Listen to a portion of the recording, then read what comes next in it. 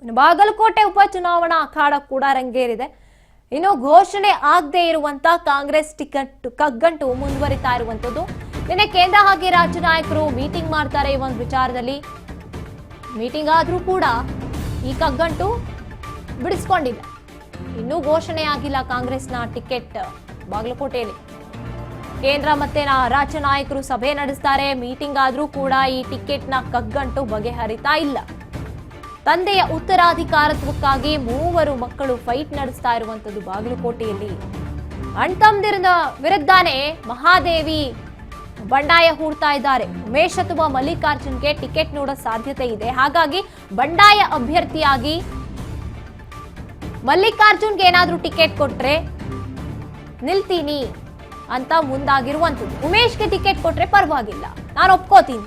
ಆದ್ರೆ ಮಲ್ಲಿಕಾರ್ಜುನ್ ಟಿಕೆಟ್ ಕೊಟ್ರೆ ನಾನು ಬಂಡಾಯ ಅಭ್ಯರ್ಥಿಯಾಗಿ ಅಖಾಡಕ್ಕೆ ಎಂಟ್ರಿ ಕೊಡ್ತೀನಿ ಅಂತ ಮಹಾದೇವಿ ಮೇಟಿ ಅವರು ಹೇಳ್ತಾ ಇರುವಂತದ್ದು.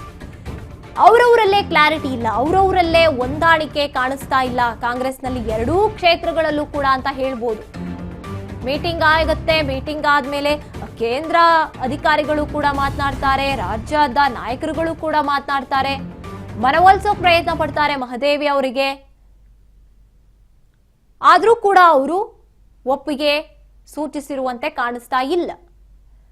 ಎಷ್ಟೇ ಪ್ರಯತ್ನ ಪಟ್ಟರೂ ಕೂಡ, ಎಷ್ಟೇ ಕಸರತ್ತನ್ನ ಮಾಡಿದ್ರೂ ಕೂಡ ಮಹಾದೇವಿ ಅವರು ತಮ್ಮ ನಿರ್ಧಾರ ಏನಿದೆ, ನಾನು ಬಂಡಾಯ ಅಭ್ಯರ್ಥಿಯಾಗಿ ನಿಲ್ತೀನಿ, ಉಮೇಶ್ಗೆ ಟಿಕೆಟ್ ಕೊಟ್ರೆ ಓಕೆ ಸುಮ್ನಿರ್ತೀನಿ, ಮಲ್ಲಿಕಾರ್ಜುನ್ಗೆ ಏನಾದ್ರೂ ಟಿಕೆಟ್ ಸಿಕ್ತು ಅಂದ್ರೆ ನಾನು ಬಂಡಾಯ ಅಭ್ಯರ್ಥಿಯಾಗಿ ಅಖಾಡಕ್ಕೆ ಇಳಿತೀನಿ ಅಂತ ಪಟ್ಟು ಹಿಡಿತಾ ಇರುವಂತದ್ದು.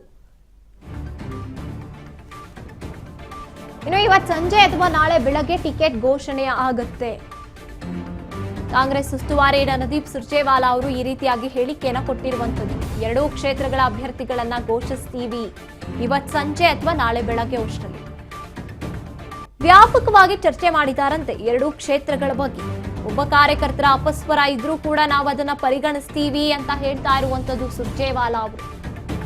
ಕೆಪಿಸಿಸಿ ಕಚೇರಿಯಲ್ಲಿ ರಣದೀಪ್ ಸುರ್ಜೇವಾಲಾ ಅವರು ಹೇಳಿಕೆ ಕೊಟ್ಟಿರುವಂತದ್ದು. ಇವತ್ತು ಸಂಜೆ ಅಥವಾ ನಾಳೆ ಬೆಳಗ್ಗೆ ಟಿಕೆಟ್ ಫೈನಲ್ ಆಗುತ್ತೆ, ಅದನ್ನ ಘೋಷಣೆ ಕೂಡ ಮಾಡ್ತೀವಿ. ಒಬ್ರು ಏನಾದ್ರೂ ಇದಕ್ಕೆ ಒಪ್ಪಿಗೆ ಇಲ್ಲ ಅಂದ್ರೂ ಅದನ್ನು ನಾವು ಪರಿಗಣಿಸಿ ಬದಲಾವಣೆಗಳನ್ನ ಮಾಡ್ತೀವಿ ಅಂತ ಹೇಳ್ತಾ ಇರುವಂತದ್ದು ಸುರ್ಜೇವಾಲಾ ಅವರು ಈ ರೀತಿಯಾಗಿ ಹೇಳ್ತಾ ಇರುವಂತದ್ದು. 2 ಕ್ಷೇತ್ರಗಳಲ್ಲೂ ಕೂಡ ಟಿಕೆಟ್ ಆಯ್ಕೆಯೇ ಇನ್ನು ಗೊಂದಲದಲ್ಲಿ ಇದೆ, ಅಥವಾ ಟಿಕೆಟ್ ಆಯ್ಕೆ ಆದ ನಂತರದಲ್ಲಿ ಮತ್ತೊಂದು ರೀತಿಯ ಗೊಂದಲವನ್ನು ಹುಟ್ಟಿಸುವಂತ ಪ್ಲಾನ್ಸ್ ನಡೀತಾ ಇದೆ. ಏನಾಗುತ್ತೆ ಕಾದು ನೋಡ್ಬೇಕಾಗಿದೆ.